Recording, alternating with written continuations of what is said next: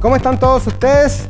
Tengan una excelente jornada, un nuevo capítulo de El Tiempo en tus Manos, donde vamos a tratar varios temas el día de hoy. Fenómenos del mundo, por supuesto. Siguen las lluvias en Porto Alegre. Me imagino que ha visto los videos, los últimos días de turbulencia en distintas partes del mundo. Se habla que la ruta que tiene más turbulencias es justamente desde nuestro país hasta La Paz, en Bolivia. Las turbulencias igualmente tienen que ver algo con el cambio climático, han aumentado con el cambio climático. Vamos a hablar todo eso y más acá en El Tiempo en tus Manos. Además, seguimos abordando la sequía que tiene la región de Coquimbo. Por más que este año ha sido un poquito mejor en precipitaciones, se han encontrado algunos reservorios de agua, lo cual vamos a estar hablando también ahora con un interesante invitado. Comenzamos haciendo El Tiempo en tus Manos.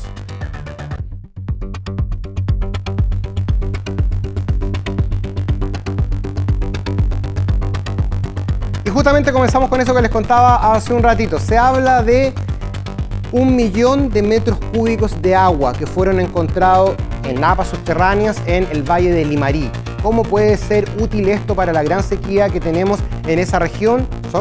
¿Se pueden sacar ese millón de litros de agua? Para que tenga una idea, y lo voy a compartir también con mi invitado, que es Cristian Salazar, geólogo y doctor en ciencias de la Universidad Mayor. ¿Cómo estás, Cristian? Buenos días, Gianfranco. Muy buenos días. Cristian, te aprovecho de dar un dato. 1 millón de metros cúbicos se habla.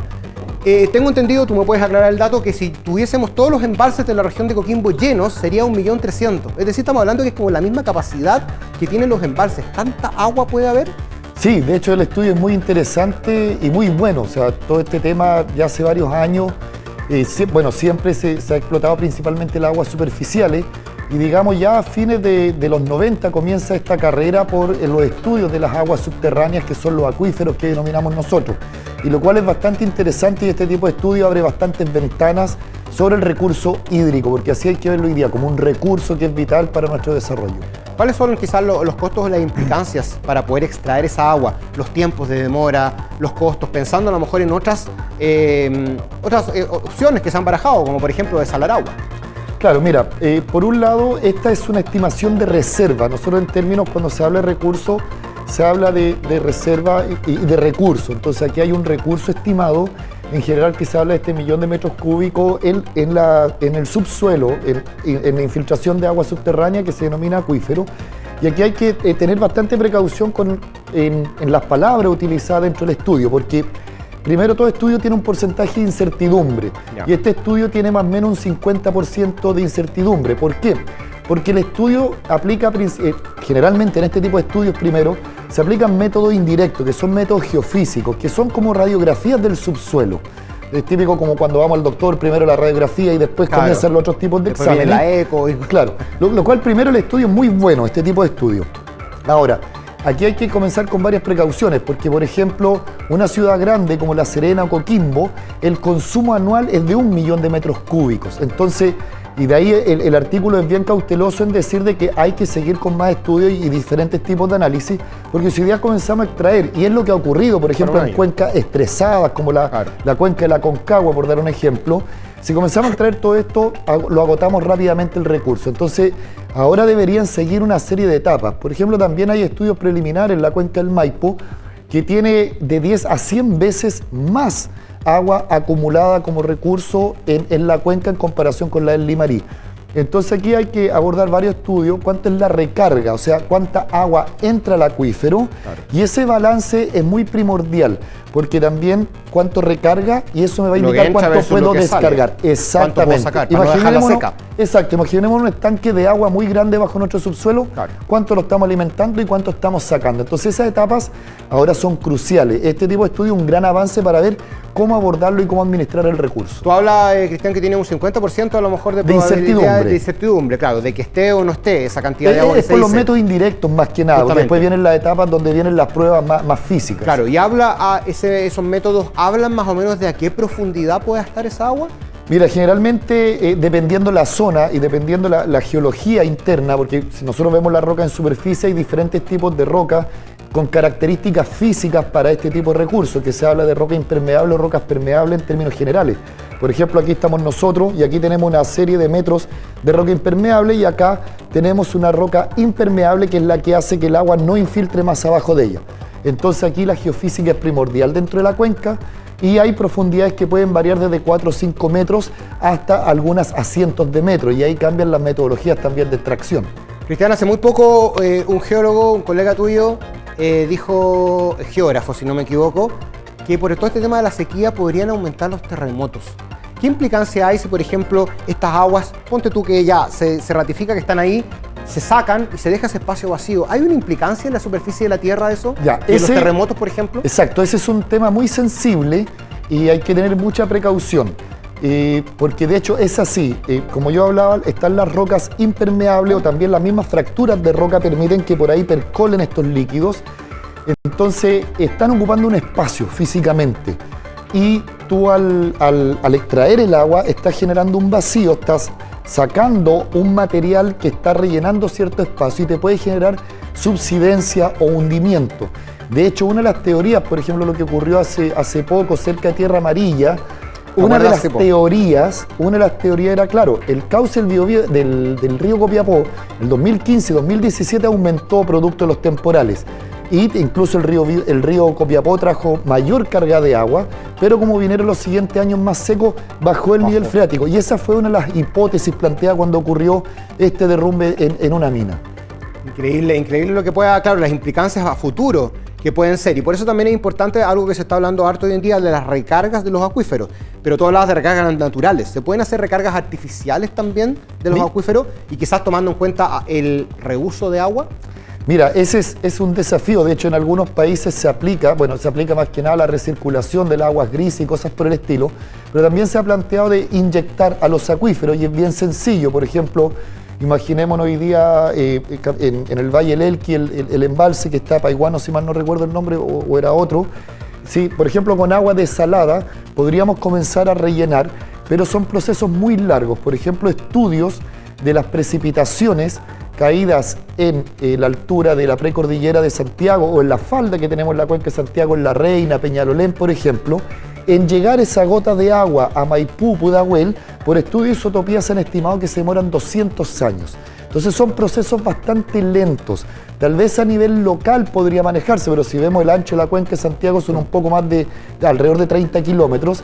Entonces yo creo que hoy día las políticas en términos de recurso hídrico deben apuntar los países en diversificar sus fuentes. Estamos hablando de los embalses, estamos en mejorar las técnicas de regadío, de aprovechamiento del agua, de recirculación, de reciclaje de aguas grises, de plantas desaladoras de agua, etc. Yo creo que hoy día en términos de energía, como Chile tuvo los problemas en los 90 y hoy día ha diversificado su matriz energética de fuentes, también en el tema hídrico Chile va avanzando bastante y a nivel de Latinoamérica lleva bastante la delantera. Entonces yo apoyaría bastante que siguieran en estas diferentes rutas de ver las diferentes fuentes de recursos y del mejor aprovechamiento.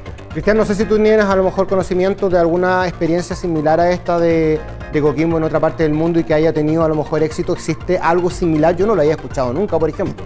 Sí, mira, de hecho suena una gran cantidad de agua, 1 millón de metros cúbicos.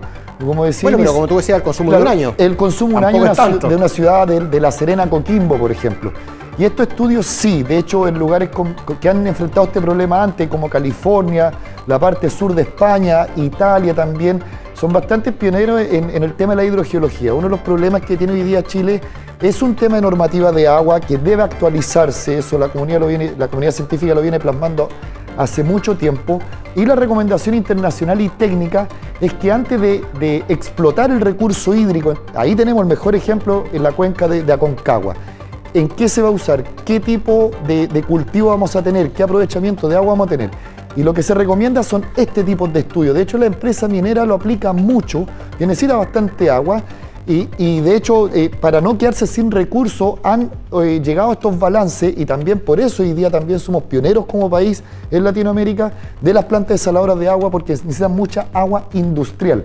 Entonces aquí, esto es lo más recomendable. Siempre cuando se explota un acuífero, las aguas subterráneas, evaluar cuánto es la recarga y cuánto es la descarga. Y este balance no lo podemos perder, eso es fundamental. Y evaluar la recarga también tiene diferentes estudios, cuántas precipitaciones caen, cuáles son los afluentes, cuánta humedad, etcétera, etcétera. Así es. Bueno, te quiero dar las gracias, Cristian Salazar, geólogo de la Universidad Mayor, por haber estado acá con nosotros en El Tiempo en Tus Manos, hablando de este interesante tema de una gran sequía que tiene la región de Coquimbo, pero quizás una esperanza en el sentido de estas aguas. Vamos a ver cómo llegamos a puerto finalmente y varias opciones también que tenemos. Gracias, Cristian, por haber estado con nosotros. Muchas gracias, Gianfranco. Que esté muy bien, chao.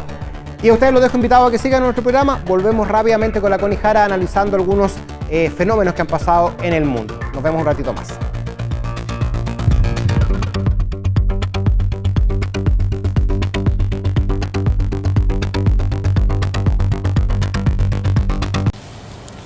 ¿No usas pedidos ya y prefieres cocinar tú? Mira lo que va a pasar. Cocinas y la casa se llena de humo. Tus hijos te preguntan, ¿está lista la comida? Y cuando hay que lavar los platos, todo para ti. ¿Complicarme cocinando? Prefiero pedir promos con 40% off. Pedidos ya. Yo quería decirles que he estado pensando mucho y que no quiero seguir haciéndome cargo de la clínica. Es más, quiero volver a España.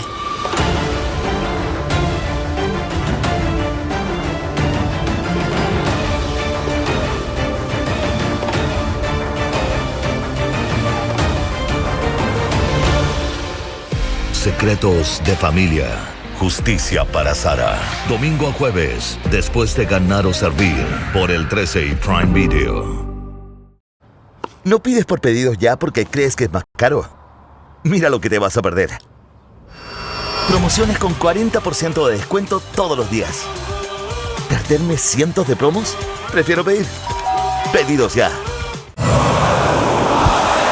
En el 13 la Copa se ve mejor. Conmebol Copa América Estados Unidos 2024. Del 20 de junio al 14 de julio. Por el 13 y 13 Go. El canal donde se ganan las copas.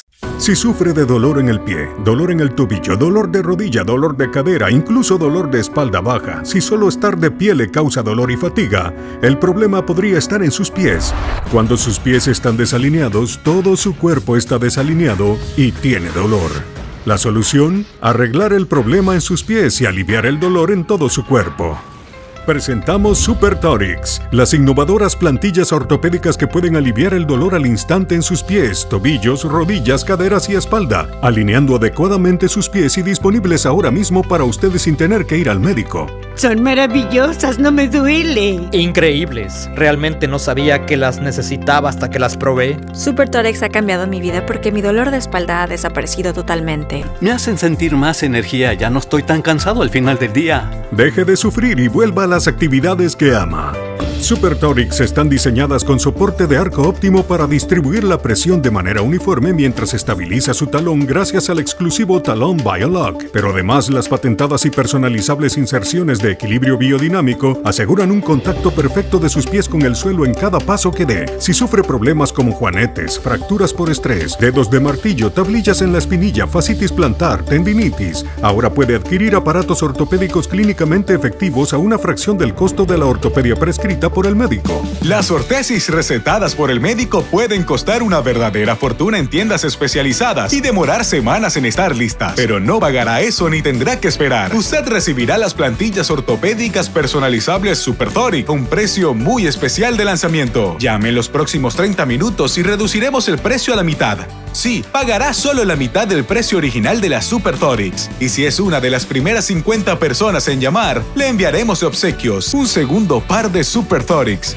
No deje pasar esta oportunidad de alinear sus pies. ¡Llame ya! ¿No usas pedidos ya y prefieres cocinar cuando te juntas con amigos? Mira lo que va a pasar.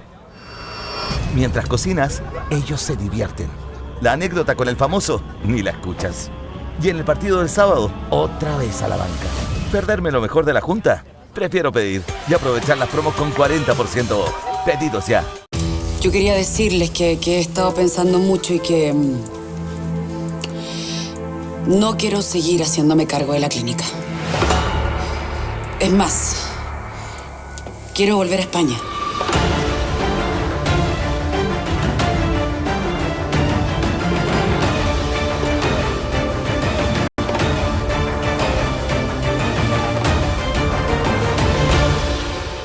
Secretos de familia. Justicia para Sara. Domingo a jueves, después de Ganar o Servir, por el 13 y Prime Video. ¿No usas pedidos ya y prefieres cocinar porque piensas que es más barato? Mira lo que va a pasar. Compraste para hacer hamburguesas. Del queso, usas solo una lámina. Del kilo de tomates, solo 3 rodajas. Usas un pan y el resto se pone duro. ¿Cocinar para uno gastando para 4? Prefiero pedir promos con 40% off. Pedidos ya.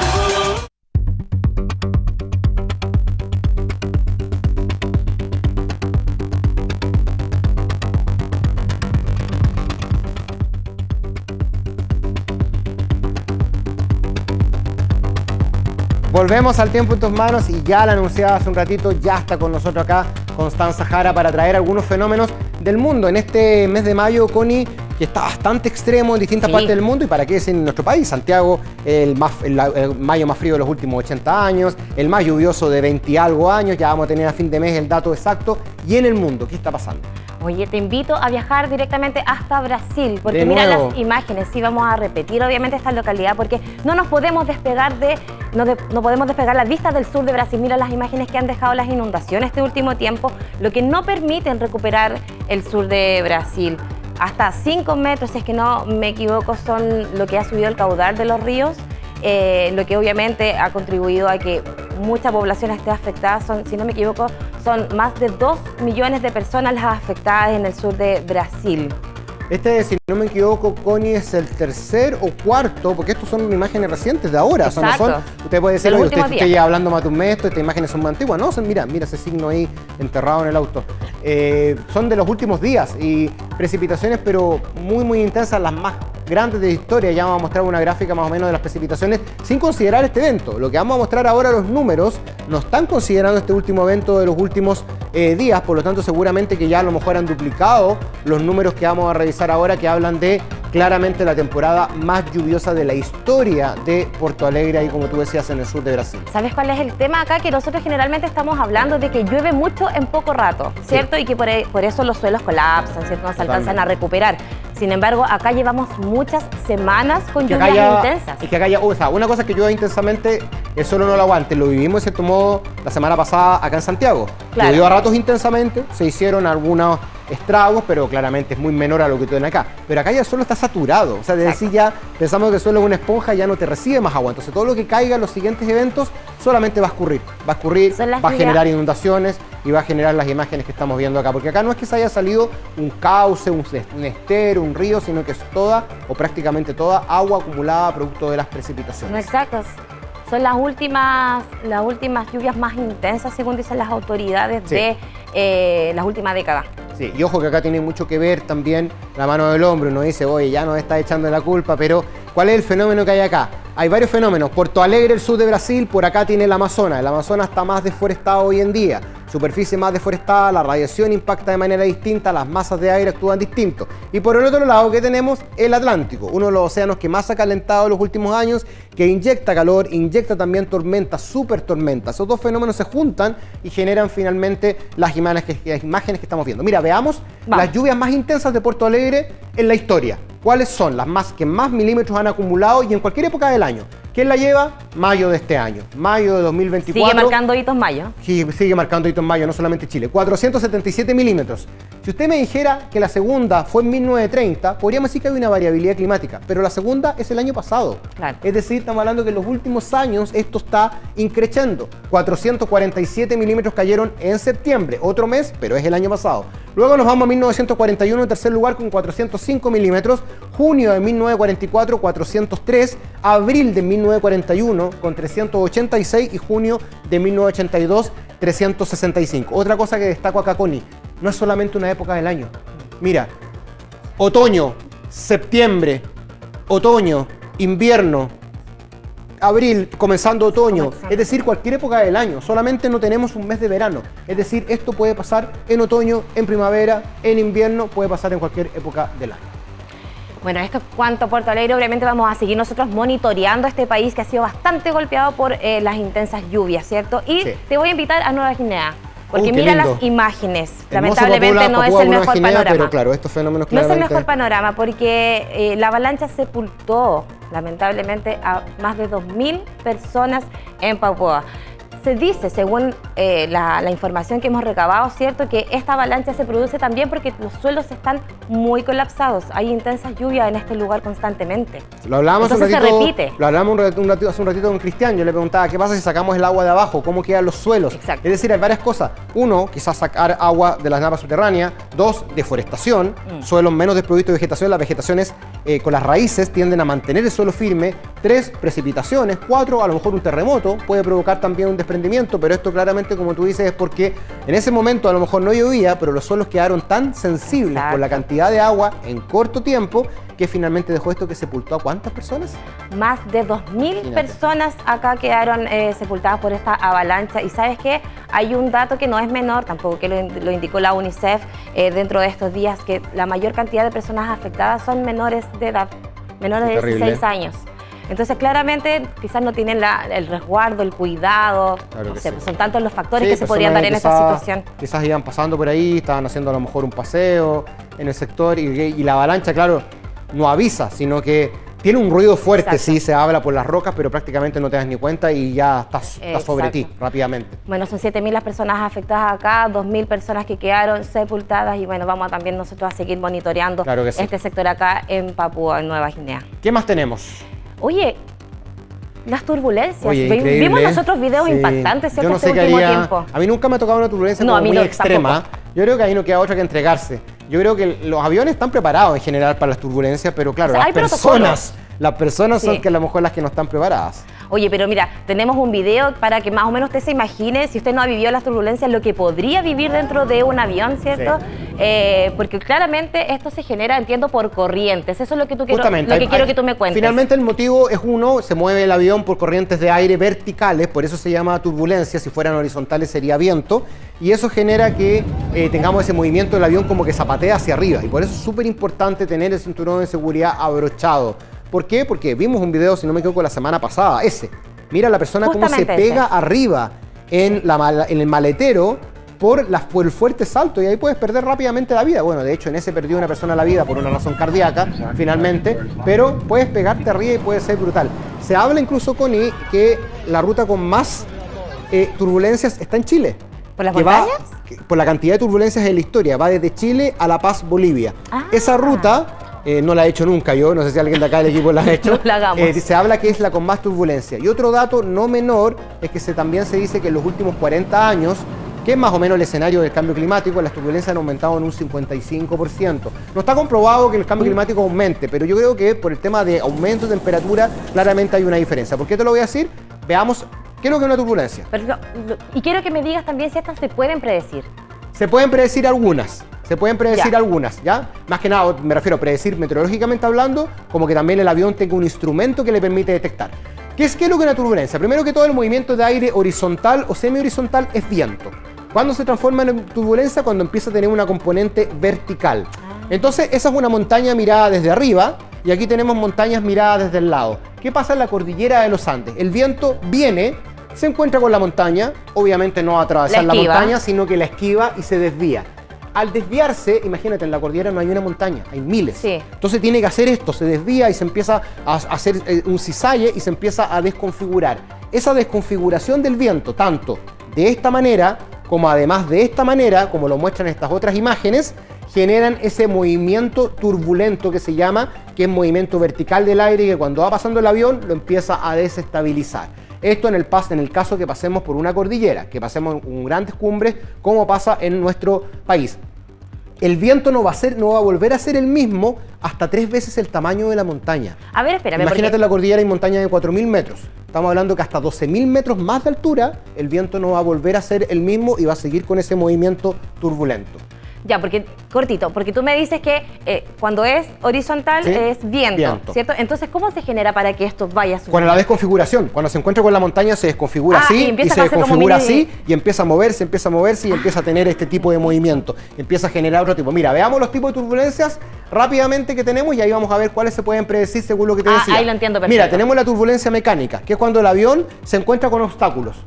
Por edificios, con árboles, con el terreno irregular, pero son bastante fáciles de controlar y son muy predecibles. Tenemos la turbulencia convectiva o térmica, convectiva, nubes de desarrollo vertical. En general ahí los pilotos que son muy secos en eso evitan las nubes de desarrollo vertical porque es por aire frío, por aire caliente que asciende y desciende, pero también son predecibles. La turbulencia que tuvimos hace poco, si no me equivoco, Londres, no recuerdo el traslado, que la persona que se pegó en el techo fue la llamada turbulencia de aire claro. El cielo está despejado, no hay nada, pero igualmente hay movimientos de aire y esa es la más difícil de predecir, tanto meteorológicamente hablando como también por los instrumentos. Es como el punto ciego de los autos. Tú vas manejando y no ves el del lado y cómo no lo vi. Bueno, hay un momento en que es el punto ciego. O sea, que podrías encontrártela muy Podrías encontrártela y esa pasa mucho en algunas partes del planeta. Perfecto. Connie, ¿te acuerdas que quedamos con algo pendiente? ¿Cierto? Sí, quedamos con un compromiso. Quedamos con un compromiso. Hablamos con la Fundación Polloyo, que apadrinaba la escuelita del mismo nombre en el sur de nuestro país. Hablamos con nuestros amigos de Beto y tenemos el resultado. Aprende y educa. Ese es el concepto que tenemos acá en El Tiempo en tus manos. Veamos qué pasó. Vamos. Hola, mi nombre es Luis Cárdenas. Soy asesor técnico de Beto. Te hago entrega de la estación para el colegio. Ya, en ellos van a poder disfrutar los niños. Muchas gracias, Luis. Yo soy Juan Echevarría de la Fundación Polloyo. Pablo Cisternas. Hola. Mucho gusto. Hola. Hola. Pilar. Hola, Pilar. Este vendría siendo el desarme, ¿cierto?, de la caja, el unboxing, como le llaman, para poder, nos vamos a encontrar con todas las partes. Tenemos velocidad de viento, dirección de viento. En esta celosía está internamente el sensor de temperatura y humedad externa, y este es pluviometría. Aquí mido la agua caída. Acá ya tenemos la estación, sus partes, ¿cierto? La parte de montaje, la pantalla principal y los sensores externos. Espero que la disfruten con los niños, le saquen el mayor provecho y estaremos en contacto para cuando hagan la instalación y darle nuestro soporte técnico. Perfecto. Muchas gracias. Muchas gracias. Gracias a ustedes. Aplauso para la Fundación. Agradecemos a Beto. Y bueno, ahí nosotros hacemos finalmente el nexo para que la escuelita Polloyo tenga su estación meteorológica. Ellos de la Fundación les van a hacer el taller también para que puedan seguir aprendiendo de ciencias. Qué lindo, ¿no? Bonito, ¿cierto? Educar y aprender. Educar y aprender, el concepto que tenemos acá en El Tiempo en tus manos y sobre todo en lugares más extremos de nuestro país donde cuesta mucho más llegar con la educación, tanto de meteorología como también cambio climático, educación ambiental. Connie, nos vemos el próximo miércoles. Nos vemos la próxima semana entonces con más cositas. Nos vemos, cuídate, que estés bien. A ustedes le decimos hasta luego. Seguimos viéndonos acá en las pantallas del Tiempo en tus manos.